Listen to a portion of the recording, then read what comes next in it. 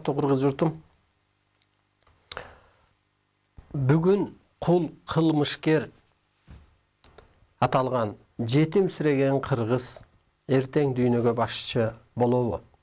Ооба, башчы болот. Эмнеси менен? Касиети менен, энергиясы менен.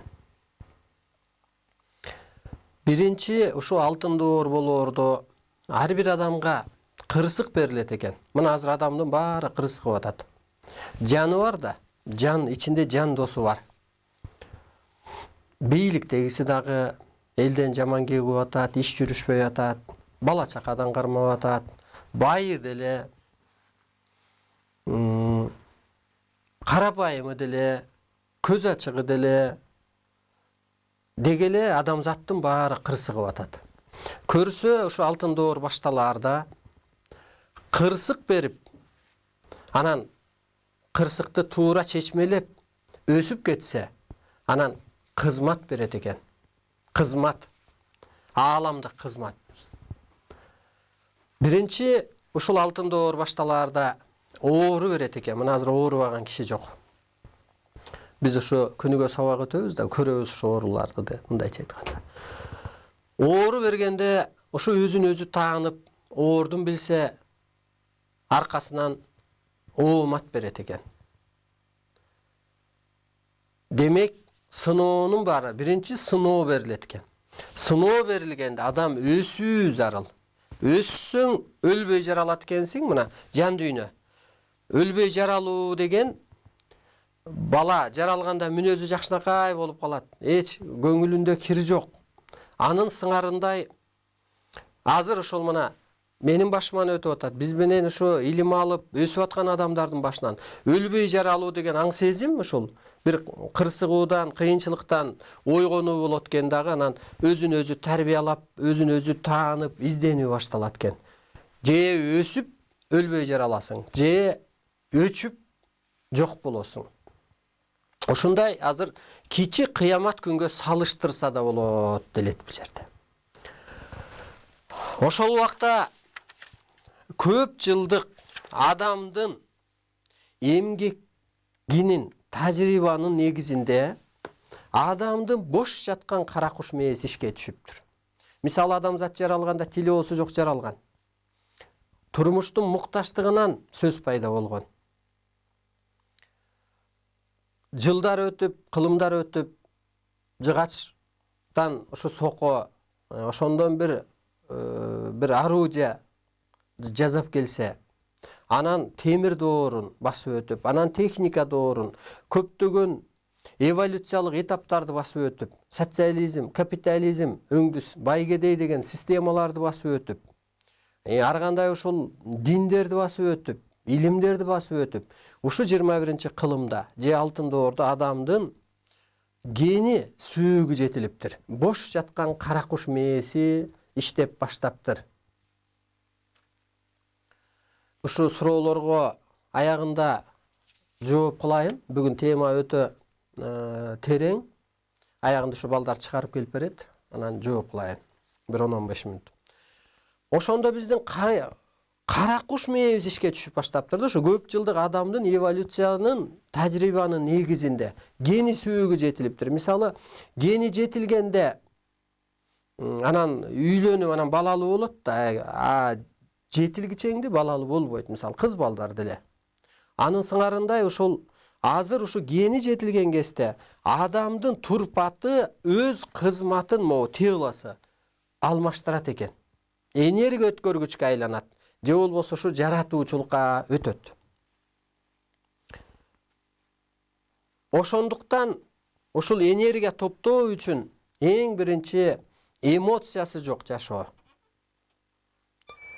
Таны жок, каны жок жашоо деп коет. Эми бул жөнөкөйлөштүрүп түшүндүргөндө биз аябай бир нерсени ойлоп кысылып алганда, кара куш мээни кысып алсаң деле ичи иштебей калат экен да, мээ өсү, эт жүрөк иштебей калат экен. Мына бу клеткалар малды сойгондо деле бир клеткасы титиреп турат го. Анысы кандай биз кысылып алган кезде, ушу боштондукка чыкпаган кезде анан кырсык башталат экен, кыйынчылык башталат экен, мээ иштебей калат экен. Керек болсо ушундай элестетип көрүңүз.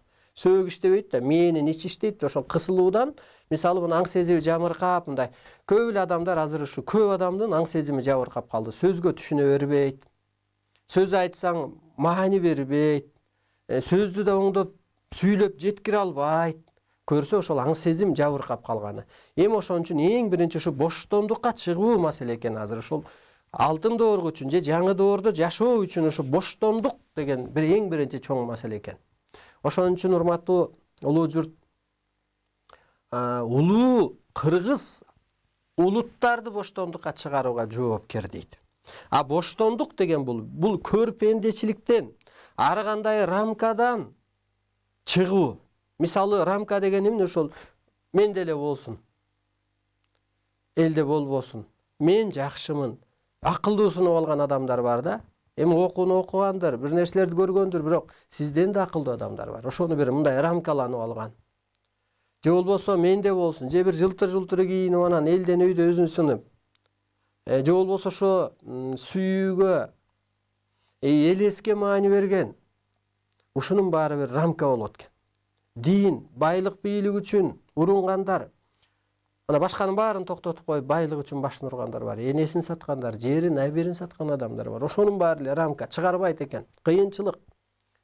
Ошол кайгы капа, ушу Кыргызга келген ар кандай процент, жана пения, кредит дегендин баары эле оюң бассаң, турсаң деле ушул менен болуп калып атат да. Ошол кезде клеткалар, ошондо боштондукка чыгыш керек. Боштондук деген эң биринчи чоң маселе болот экен. Ошондо адамдын турпаты, эмоциясы жок. Ушул боштондукта жашаш керек экен. Ошо сен көзүңдү жумуп, үйдөбү, жолдобу, машинадабы баратканда, өзүңдү аябай бош сезгенде, денең боштондукка чыккан кезде анан көкүрөгүңдө тынчтык пайда болот. Муну улуу рахат деп коет. Улуу рахат денени нурдантат. А утурумдук рахат денени ууландырат. Адам ошол энергия өткөргүчкө айланганда өлүм жоюлат.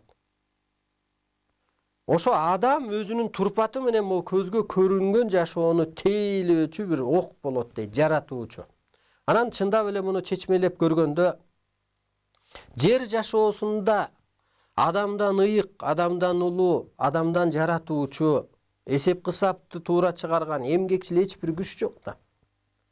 Мына көзү тийиптир, сөзү тийиптир деп ошо жаманды жаратып болуп атпайбызбы? Анын сыңарында азыр биз жакшыны жаратышыбыз керек болуп атат.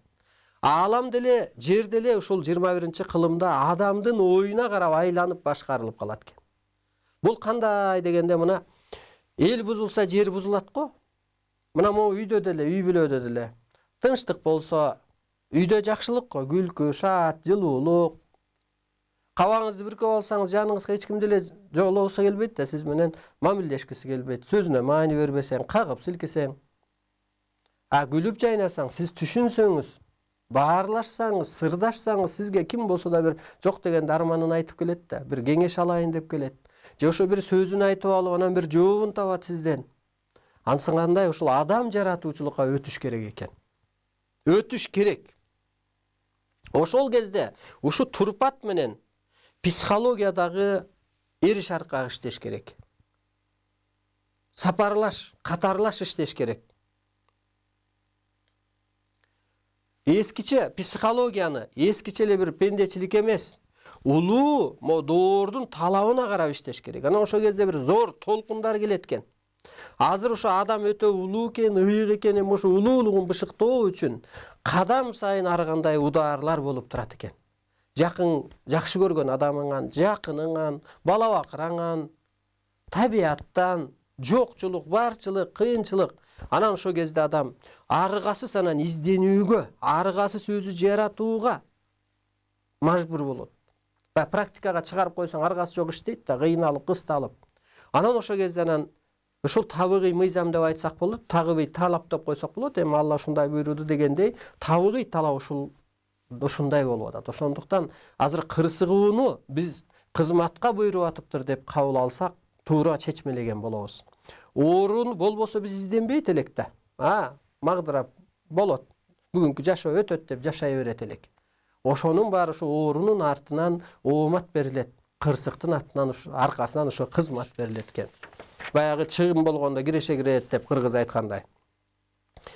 Жаңы доордо Кудай сыяктуу жаратуучу акыл эс менен жашоо дейт. Кудай жаратуучу го. Анысы кандай адам дагы ушул жаратуучу акыл эс менен жашоо. Жаратса болот да ою менен мисалы жомоктоштуруп, элестетип, адам ушуга өтүш керек. Кудай сыяктуу жаратуучу акыл эс бул. Ар бир инсандын чоң кызматка которулуусу. Могу жашоого өз башы менен жол алуу болот. Адамдын тагдырын жаратып алат. Мына боёйм мен. Жакшы болот деп. Мына бу жерде айтылат.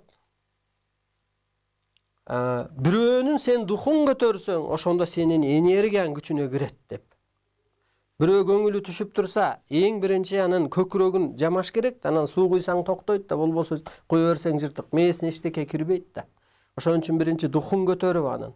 Ошол психологиялык жагын эмнеден кырсыгы, эмнеден духу түшүп турат, ошонусун чечмелеп берип, бул доордун кичине талабын айтсаң, анын сыңарындай ошо адамдын тагдырын, табияттын тагдырын, аалам тагдырын жаратып алып ошо менен жаңы доордо адам рахаттанып калат экен. Мына сен бирөөнүн духун көтөр, мына мен сиздердин духуңарды көтөрүп атам. Биздин ошо эфир бүткөндөн кийин көп адам чалат. Секет болоюн, духум көтөрүлүп калды, аябай жеңилдеп калдым. Ыраазыбыз деп, аты жөнүбүздү да билбейт, ушу сүйлөгөн сизсизби деп. Көрдүңүзбү? Ошентип мына адам чоң кызматка которулуп атыптыр. Жаратуучу деген кызматка. Жаратуучу десе биз баягы Кудайды элестетип албайлы. Кудай сыяктуу жаратуучу дейт да. Кудай жаратуучу ошондо мына мындай болуп атат. Улуу журттан Кудай биздин жаныбызды кичик журтка таштады. Человек микроэлемент космоса деп коет. Значит, Кудай ою менен жараткан болсо, биздеги бир оюбуз көп нерсеге жетет экен. Мына көзүбүз бул жерге жетет. Оюбуз менен азыр элестетсек, Москвада, же да бир жерде болобузга. Көрдүңүзбү? Ошон үчүн ойдун дагы, сөздүн дагы куну бийик. Аял эркектин кыргын жасаган энергиясын аял эркек жашоосу, мисалы эскиче аял эркек деген жашоо болот экен да. Азыр жаратуучу деген доорго өтөт экенбиз. Ошондо ал жашоо эми жаңы доордо энергияны жоёт. Ошол рахаттан алыстап өтүп, жаратууну чоң нерселерди ой менен жаратуу талабы туруптур. Талап экен бул. Жаратуучу деген түшүнүк бир жыйынтык менен бир жыйынтыкка таянып алып иштейт. Мисалы, мына могу өзүмчүлдөрдү биз жоюшубуз керек да. Баягы кыргыз айтат го, булар оңбойт деп коет го. Анысы кандай оңбойт. Мына бир кезде обончу деген сөз чыкты эле да. Эжелерди, энелерди алып чыгып алып анан бакип кетсин деген бир мисалы. Мисалы, же калсын деген, кетсин деп мисалы. Жакаев кетсин деп. Обончу, бирок бу жерде так айтылат. Энени сен жаман дейт, ошо обончу дейсиңби? Же жолун таппай жүрөт, же ордун таппай жүрөт дейсиңби? Бирок бирди төрөгөндөн кийин баары бир эне ыйык деп. Көрдүңүзбү, ошо ыйыктар чыгып кетсин дегенде ошол иштелди. Сөзү дагы жаратуучулуу дагы. Ал кетти. Анын сыңарындай, ошондой бир математикага таянып туруп анан жаратуучулукту иштеткиле. Жөн эле бир нерсени ойлоно берсек, пендече ал орундалбайт экен. Ошол бул туура эмес болуп калды. Буякты жоюш керек дагы, могу жаңы мыйзамды киргизиш керек. Ошондо ошол адамдын ою жаратуучулукка иштейт. Көп тармактуу, жоопкер, чоң аң сезимдүү, мына бир адам жөнүндө жазылып атат. Көп тармактуу, жоопкер, мына жоопкер, чоң аң сезимдүү, улуу түшүнүктүү, өлбөс законду өздөштүргөн бир адам ошо жаратуучулук ролду аткарат. Анан аркасынан уламалары көбөйөт. Ошо жаратуучулук кызматты адам аткарганда алтын доор курулат, көкүрөктө бейиш орнойт. Адам жаратуучу акыл эске ээ болгондо өлүм тозогунан бошойт дейт. Сиз мээрим төгүп, ичиңизден энергия чыгарып, жакшы нерсени жаратып атсаңыз, кейбесеңиз, баягы эчкиче кежирлесембесеңиз, оору жок экен, өлүм жок экен, өлүм тозогунан кутулат дейт. Ошондо жанагы жакшы адамдар, олиялар, пайгамбарлар көп жашаптыр деген, алар жараткан да, жакшы нерсени тилеген, мээрим төккөн. Ошондо мына көңүлдүү жүрсөң көп иш бүтөт. Көңүлүң жок болсо көрүнүп турган иш бүтпөйт дейт. А сиз ушинтип карайып, бир күн уруш болсо 40 күн периште качат дегенде кыжаалат боло берсеңиз, карара берет экенсиз да. Кара энергия чөт деп коебузбу? Кыжаалат болот, кысылат. Ошон үчүн кыргызда жанагы ишенбээчилик, анан арам ойлоо бул жакшы эмес дегендей, ошо бирөөнү арам ойлоп, бирөөгө ишенбегенде, мейли ал ишенбеген адамдыр, бирок сиз өзүңүздүн көңүлдү, клеткаңызды, аң сезимиңизди булгап алып атпайсызбы аны менен? Ал өзү менен өзү болсун. Сиз аны жаратып коюңуз жакшыга. Мына азыр сөз менен укпайт көп нерсени. Ушул оюңуз менен отуруп, азыр техниканы жойгула дейт. Тело ишке кирди. Бул кандай дегенде, азыр мына бирөөнү ойлосоң, сага чалып калат. Же бирөөгө чалсаң, сени ойлоп аттым эле дейт. Ушу телонун ишке түшүптүр да, ушундай бир чоң энергия толуп атыптыр адамга. Ошондуктан телону ишке түшүргүлө дейт. Техниканы жойгула. Керек болсо техникасыз барып ушу касиеттүү адамдар ою менен байланышып калат. Ушу өлүм сыноосунан мантра аркылуу кутулуу жолу. Мантра деген бул самап айтуу кыргызча. Мурун деле айткан экен, самап, тилек эмес, самап. Мисалы, эгин сепкенде, карып, бул сепкеним карып миңгинге, мунум ачарыкка деп.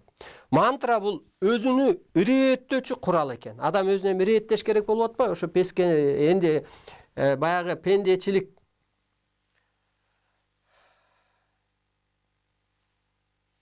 пендечиликтерден чыгып, көрө албастыктан чыгып, эски түшүнүктөн чыгыш үчүн ошо мантра айтыш керек.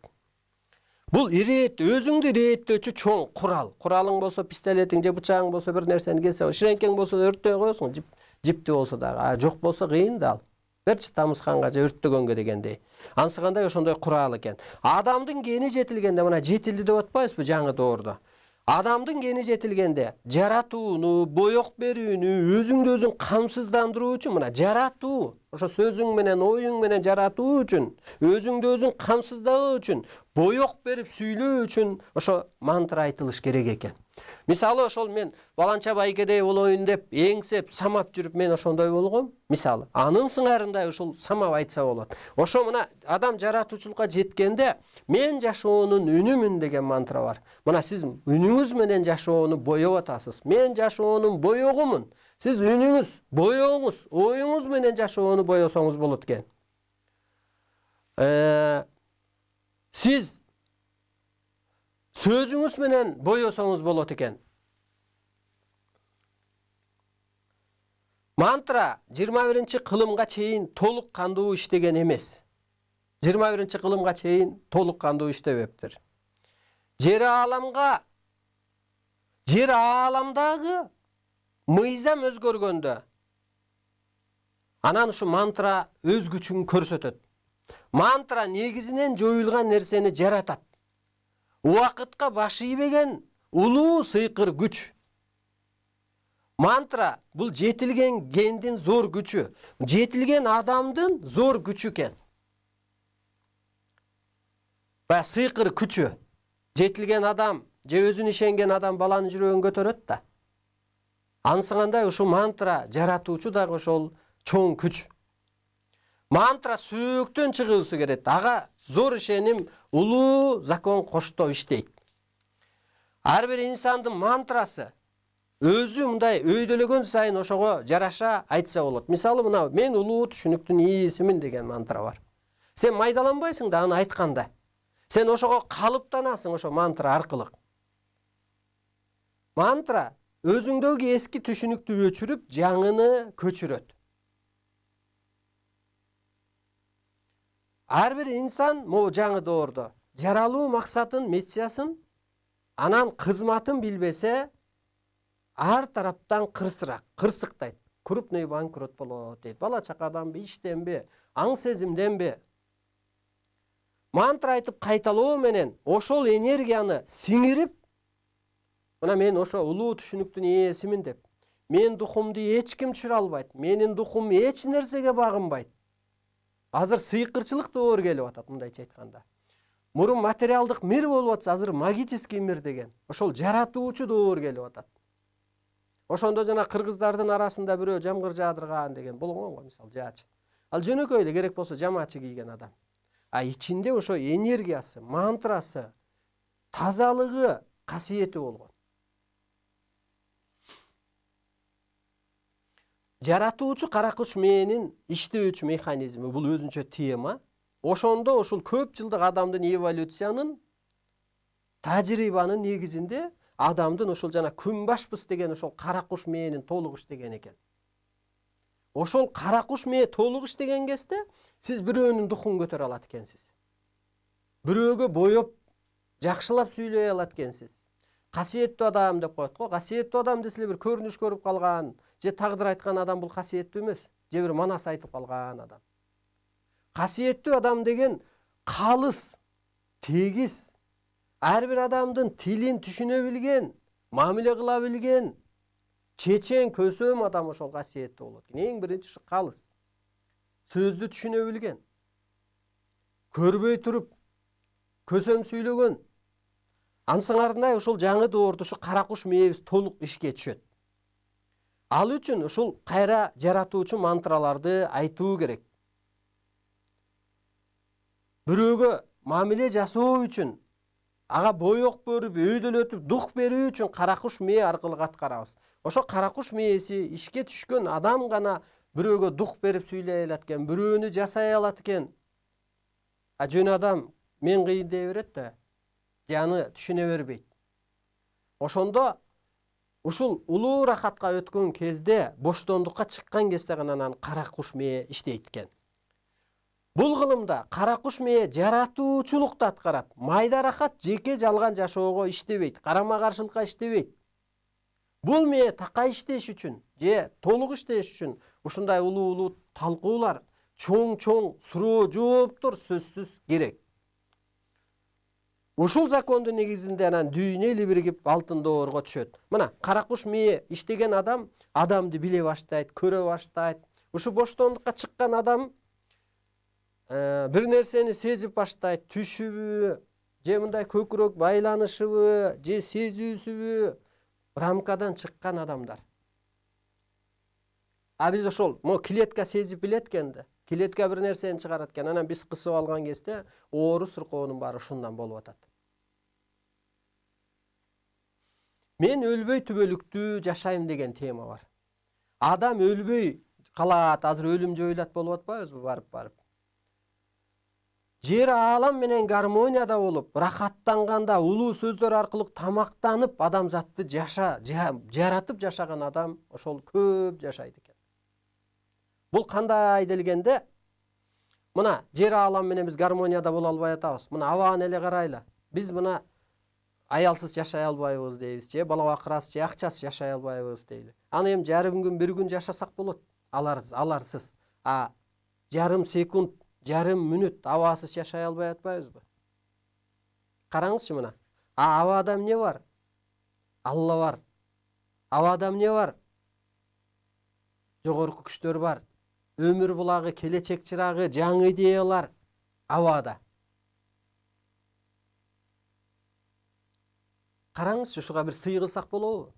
Көзгө көрүнбөйт, бирок биздин аң сезимди азыр буруп атат. Адам азыр эле айнып барып, асылып өлүп калышы мүмкүн. Адам барып туруп эле азыр улуу нерсени сүйлөп калышы мүмкүн. Же болбосо ушул эле кысып коюшу мүмкүн сизди. Мына суусуз. Сууда эмне бар? Амал, программа бар. Жашоо жок. Табиятсыз.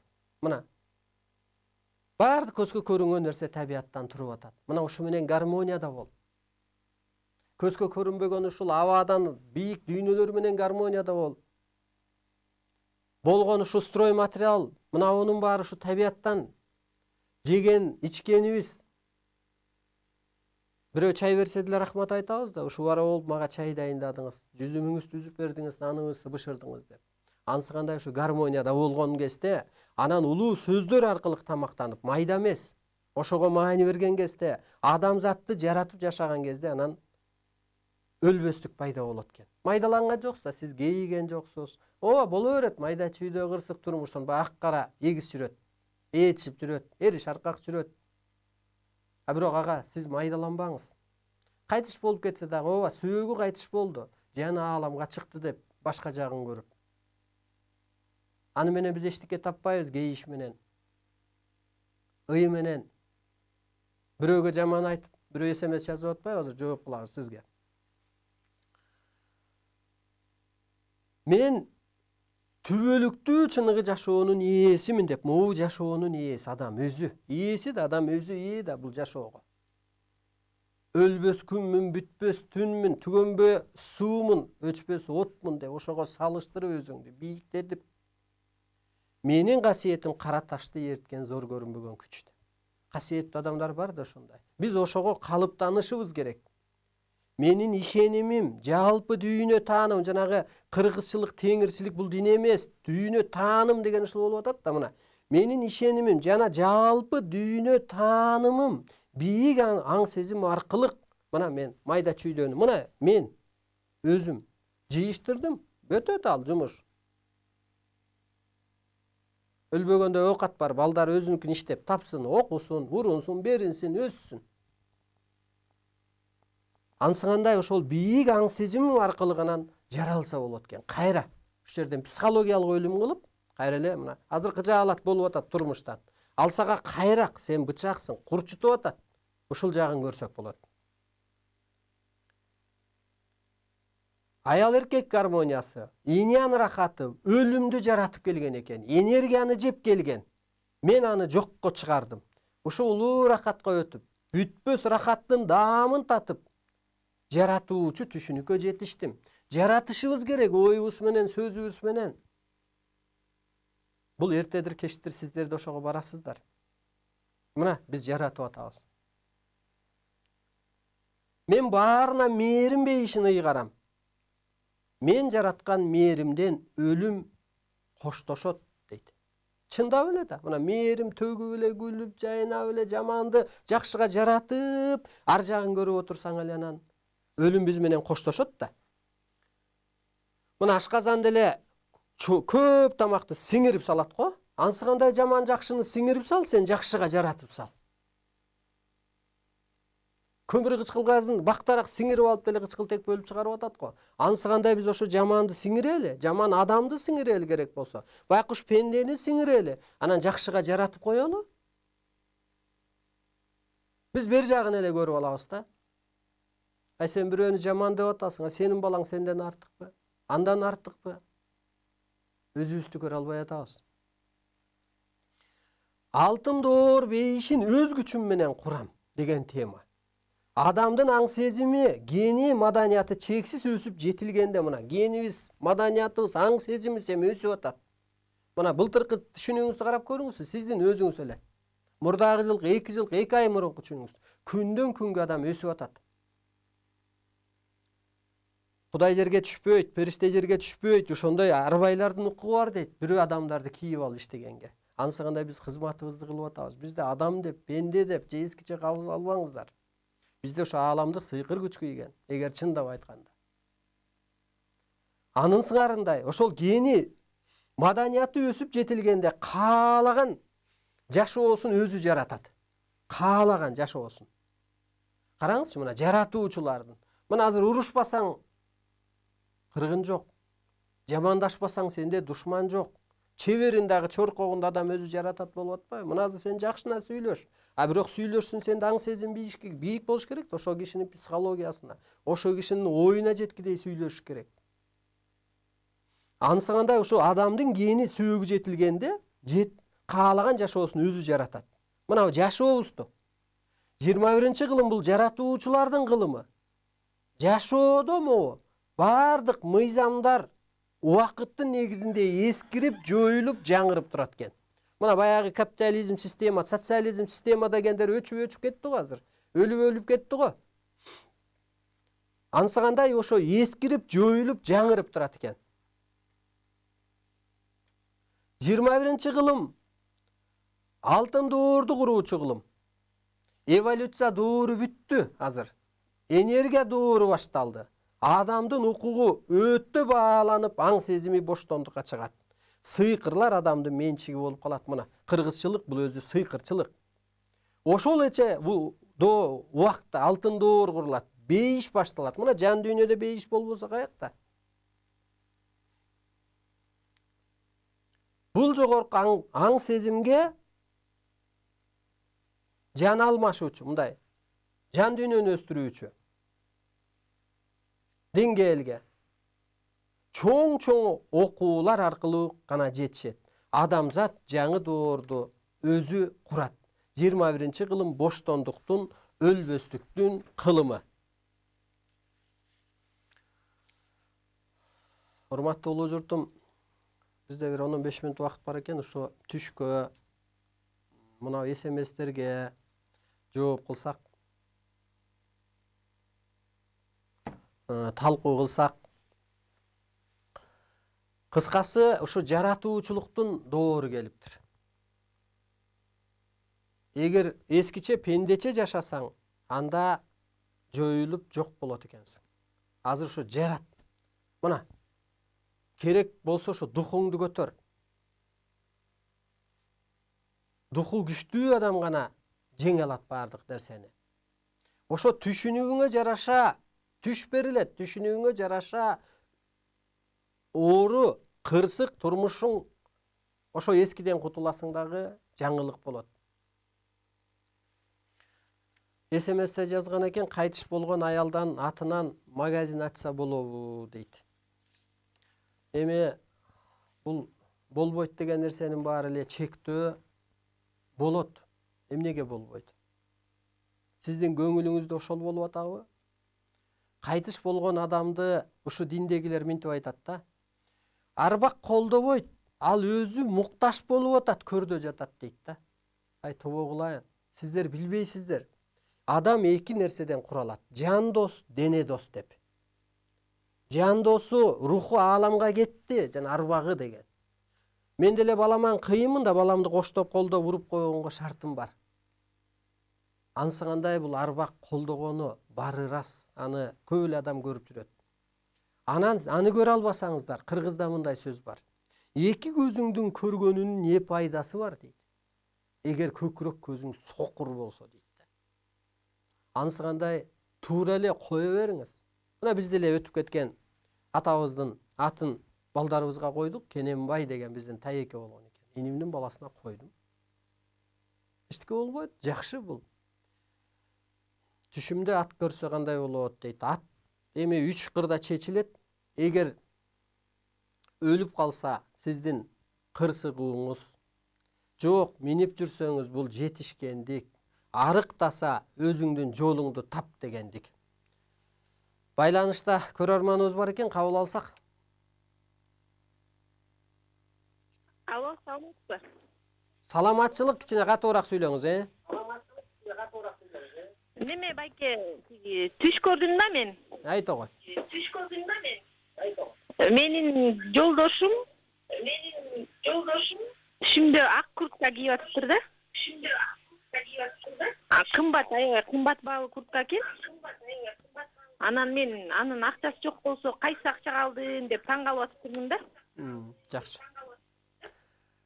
Ак кийим, мына, ак иштер Кудайдын жолу дейт. Кудайдын жолу деген ушу жаңыча көз караш, жаңыча ишти тун. Анан сиз ойлоп атканыңыз акчасы жок деген бул акча энергия болуп чечилет. Сиз энергиясы болбой атса эле мунун, анан кандай болду деп атпсыз.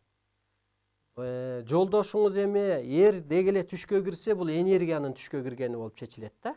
Ошо эриңизде бир энергия пайда болуп атыптыр. Мына могу биз сүйлөп аткан, ошо бийиктик пайда болуп атыптыр. Бул абдан жакшы түш экен.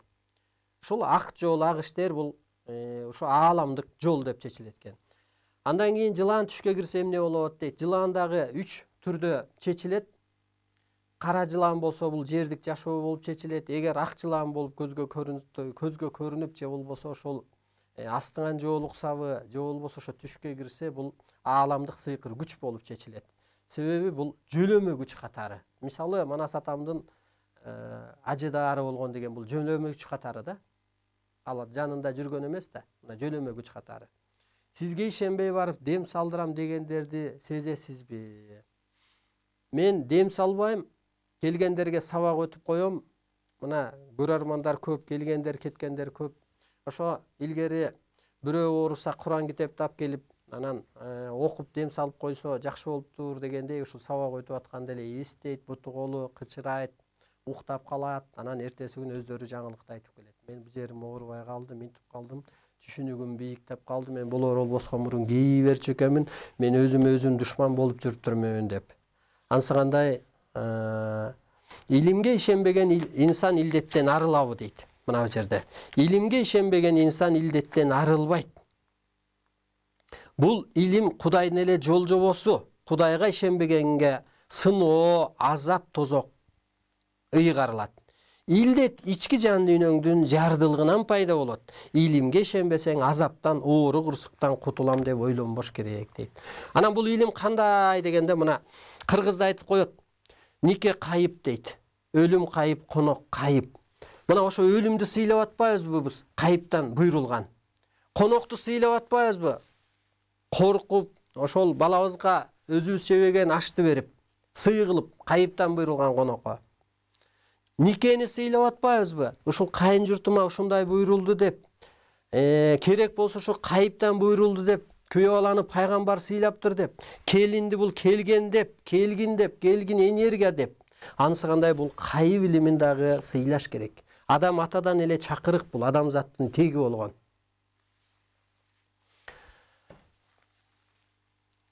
Так, андан кийин аялыңды Кытайга берип байысаң, бейишке болобу дейт.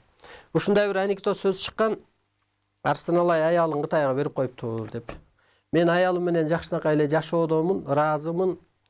4 баланын энеси, менин ушундай кыялыма чыдады. Бул улуу энергия алып жүргөн адам дагы бир кезде мындай энергияны көтөрүп жүрүш дагы өтө оор. Ошол кыйынчылыктарга ошо келинчегим чыдады. Эгер мен андай аялымды саткан болсом, акимине же губернаторуна же байына саткан болмокмун, мисалы да. Жок, мен өз эмгегим менен көтөрүлүп келгем. Анан ал баягы бир пенделердин бир сөзү болсо керек. Анан ушуну берген адамга дагы таң калам. Сиз ушул деңгээлиңиз өтө паста. Бирөөнү мазактагандан көрө, бирөөнү сынагандан көрө өзүңдү сында. Эгер өзүңдү сындап, өзүңдү соттоп, өзүңдү оңдосоң, сага келаткан кырсык сага касиет болуп жоолугат. Анан могу жашоо өзү бейиш. Билсең заман жомок дейт. Бейиш, билбесең тозок дейт. Анысы кандай, мен азыр бейиште эле жашап атам, бирок келинчегиме, мен келинчек деп да айтпайм, аны эгизим деп аябай баалайм. Эне дүйнө илинин түзүүчүсү аял. Аялдын жан дүйнөсү жакшы жака өнүктүргүч, көрктөндүргүч, жаман жака өнүксө жегич, ириткич зат. Аял ички өзөк. Маймылда эркекти мактаса мугалим болот дейт. Ошо аялдар адамды, эркекти калыптандырат. Андан кийин суроо ушул бут кийим кийсем не болот дейт. Бул эскиче түш жорганга азыр болбойт, көз ачыктык кылганга болбойт, тумар чийгенге болбойт. Ушул түш жоору эскиче бул, то есть бут кийим кандай такталат? Бут кийим бул кызмат деп такталат.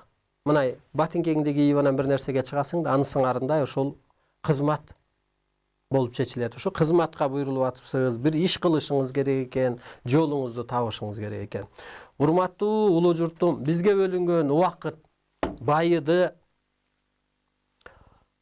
Анан ушул мен сөзүмдүн соңунда улуу кыргыз чыныгы сөздөр, чыныгы иштер, чыныгы күчтөр менен гана сакталат дейт. Ушул Манас телевидениясы боюнча мен 2 сөз айтып кетким келет. 2 жолу ушу түш көрдүм. Түшүмдө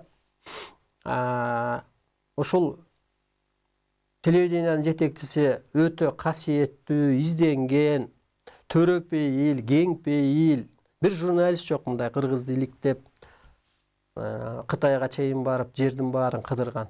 Ошого расходун, убактысын сарптаган.